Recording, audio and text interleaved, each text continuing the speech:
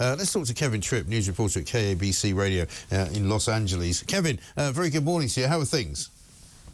Things are well here. It's a dynamic week, you could say, in America, as your preview just indicated, a historic week.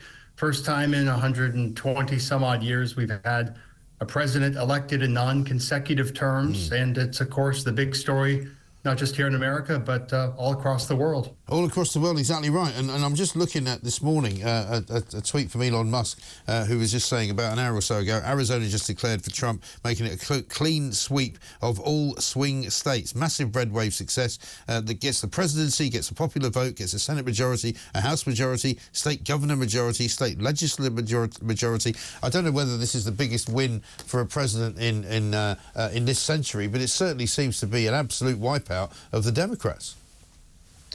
Yeah, you have to go back to, I would say, the 1980s with Ronald Reagan to find a bigger, more decisive win. President Roosevelt, way back in the 1930s and 1940s, was an example when Democrats had giant wins. Also, if I'm going to throw one out, 1964, Lyndon Johnson, decisive, devastating win, that time for the Democrats.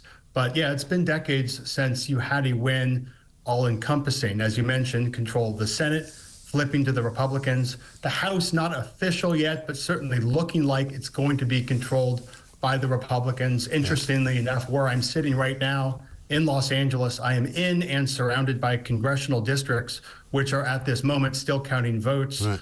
Those seats in Southern California likely will be what decides control of the House of Representatives. Closely contested seats in swing districts that are so far trending toward the Republican candidates. Yeah, absolutely right. But does it also signal a sort of shift in beliefs in America as well? Does it finally sort of show that the ordinary people of the country have kind of risen up and said enough is enough with the kind of wokery, enough is enough with this gender ideology, enough is enough with kind of us being told what we should care about, and actually we just want to have the right to live our lives relatively free from government interference and with enough money to be able to, you know, put some food on the table for our families? I think that's certainly part of it. Some of the voters were more concerned with those ideological issues. Other voters, a big pot of voters, were also just concerned with basic economic issues. These are voters who feel they just have less money to spend than they did 4 years ago. Remember, in these elections, you often have people who vote for Obama one election, Trump another election, maybe Joe Biden another election. They bounce back and forth depending on who they think is doing a better job or who will do a better job. So there's certainly some movement toward Trump. Some of that is people who genuinely think they've been left behind, others who just change their mind every 4 years and pick a different candidate. And that's the problem, isn't it, with politicians who love to predict what's going to happen, who love to say, well, obviously the black vote is over here and the Hispanic vote is over there and we can get all of it. And it's not as simple as that, is it? Because it's kind of insulting to suggest that, you know, all white people vote the same way, all black people vote the same way, all Hispanic people vote the same way. That's not the real world. It's not monolithic, although we do see trend lines. If you talk about black voters or Jewish voters or Mormon voters, if you want to be very specific with your religions, you can generally see who they vote for. But on the margins, that's where we see elections decided. And in this election, we did see more Latinos, for example, more African Americans vote for Donald Trump, mostly men. We did see some women as well.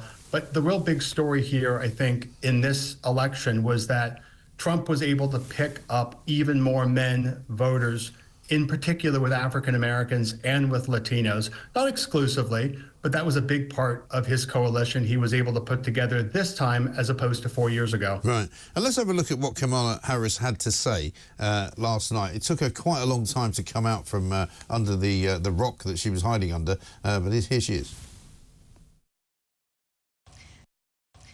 The outcome of this election is not what we wanted, not what we fought for, not what we voted for, but hear me when I say, the light of America's promise will always burn bright.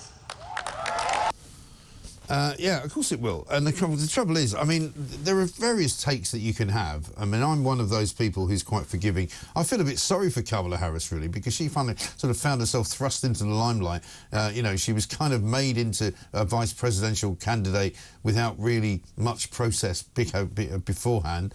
She was given the job by Joe Biden. Some people called it a diversity hire. Some people said that she wasn't really quite ready for it. She was a very insignificant vice president until the moment that she was made the candidate. In fact, her kind of history was quite incredible. You know, she'd got things wrong. She'd gone to countries and thought she was in other countries. She'd said very little about anything. She'd screwed up the border. Suddenly she was the next big thing, according to the likes of Barack Obama and Michelle Obama and Bill Clinton and Hillary Clinton. And she was never really up to it, was she? I think she was up to it, but I think your point is correct that she was thrust into it. She essentially had a 3-month campaign. If Joe Biden had decided 2 years ago, hey, you know what, I'm not going to run for a second term, Democrats, go ahead and put together your best campaigns and let's see who can win the primaries, that would have been a different situation. Right. She, as you put it, was thrust into this. I've known Kamala Harris on and off for 20 years. Back when I was a young journalist in San Francisco, she was the young district attorney, the head prosecutor in San Francisco. She's a smart, tenacious, hardworking politician, but she barely had any time to introduce herself. That also gets back to Biden because, as you point out, she was sort of hidden as vice president. That is something some presidents choose to do. They don't like to put their vice president front and center. Ronald Reagan did not want George H.W. Bush front and center. Other politicians like to have their vice president closer at hand and more in the public eye. Kamala Harris was not in the public eye, and that was a decision by the president and his staff. She is, after all, the vice president. So I think Democrats in the party establishment and rank and file Democrats are not pointing their fingers so much at Kamala Harris, but at Joe Biden for making this late game decision in July of this year. Right. But also, that was the same Democratic Party and the Democratic kind of, you know, sort of, I don't know if you would call them the grey men in suits or the grey women in suits, who kind of concealed the fact that Joe Biden was not really cognizant of what was going on. You know, for years they told us he was fine. You know, for months leading up to just the moment when he decided not to run, they kept telling us that there was nothing wrong with him. You know, the White House press secretary was at pains to answer questions, sometimes quite kind of grumpily, to say, you know, stop asking questions about Joe Biden's cognitive health. He's absolutely fine. He sees a neurologist. What's the result of that? Never mind, don't ask. You know, there was a lot of concealment going on and a lot of subterfuge. And I think that was mainly the White House and the Biden operation. You did hear lots of whispers, sometimes not so quiet whispers, within the Democratic Party, within Congress, within governors, other members of the party, that whether Joe Biden was up for it or not, on camera, in public events, he sometimes looked geriatric. Yeah. The same criticism has been made of Donald Trump, who will now be the oldest president of the United States when he eclipses Joe Biden's current age at the end of his term. So some of those same, you know, prying eyes will be on Donald Trump to see if he slips up as he approaches 80. But I think it was, again, well, hang on. This is a guy who the night before the vote took place was out until 2:15 speaking, who had been making speeches for hours and hours and hours on end, and who then jumped on a plane, flew back to West Palm Beach, and then made another speech at about 6 in the morning. You know, I don't think there's any comparison.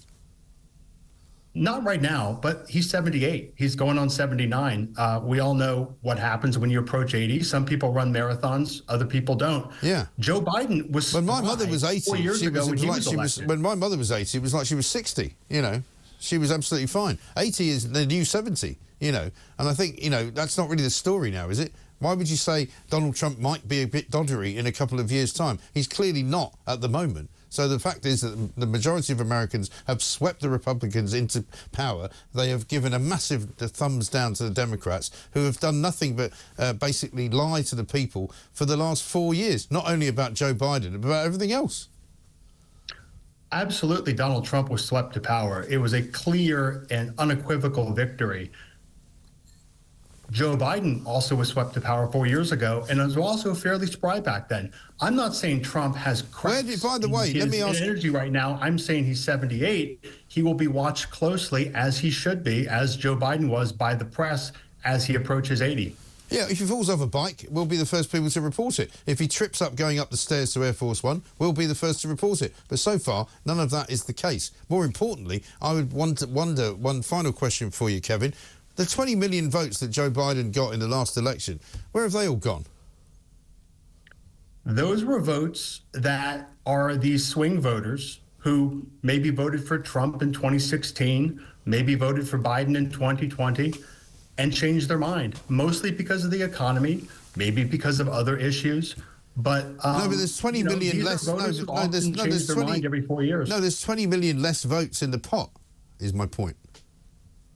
Have you added up the votes? Yeah, and not all the votes have been counted in Nevada. But there's there's generally, at the moment, there are 20 million fewer votes than there were in 2020. Where are they gone? Yeah. Oh, I don't know off the top of my head. Right. Just an interesting question. Next time we talk, Kevin, maybe you'll have an answer for me. Thanks very much indeed. Kevin Tripp, news reporter at KABC Radio in Los Angeles, California.